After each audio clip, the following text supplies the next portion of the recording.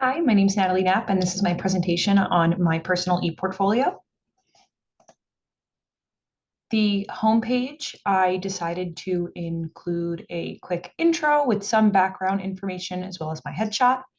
And then as you go down on the homepage, there is a section for my past work.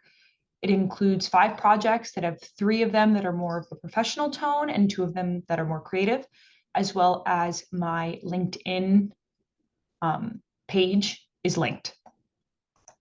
How I went about that, first, I followed the guidelines. I followed Dr. Pantik's example, not exactly, but it was a great tool to have that I've never done something like this before. So it was nice to kind of look over hers and see what she did and incorporate my own information to it.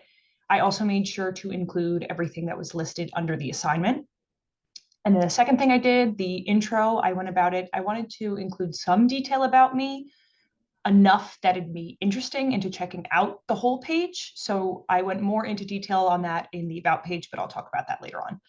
And the third thing for the past work, I knew I wanted to showcase both types of work that I've done, one being the more professional tone. They're still creative in their ways.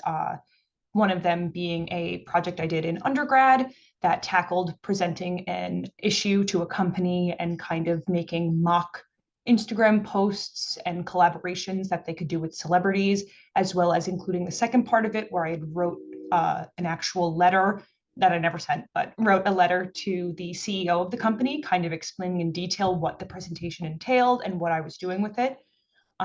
And then last was the LinkedIn. I figured I would include that as a way of contact information. It's not really my strong suit, but it's still a great way to get connected. So I wanted to make sure that I included that as a way to contact me on top of contacting me through my email. Then the about page, I included in the first half of it a paragraph, more detail about me, as well as goals.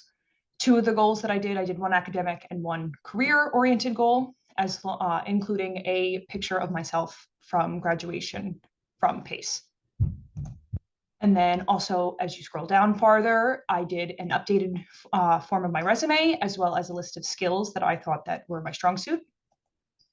And then how I went about this, I followed the guidelines similar to the homepage,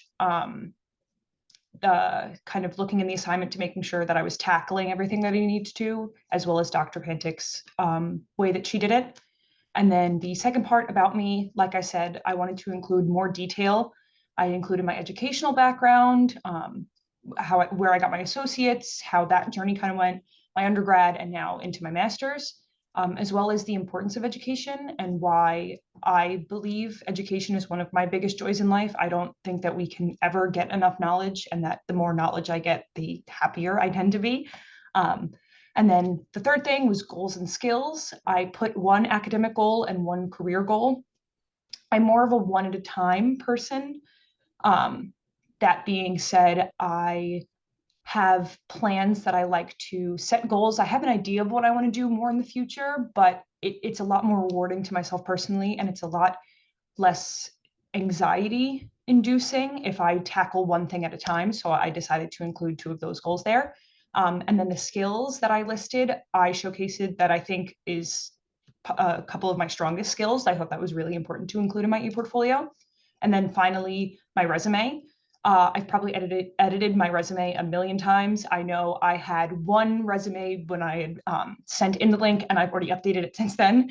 So I'm still lacking on experience for it. Hopefully, I will be doing an internship the following fall, and that'll be adding more experience to it. So I included all my educational background as well as the volunteering experience that I currently do and have done in the past.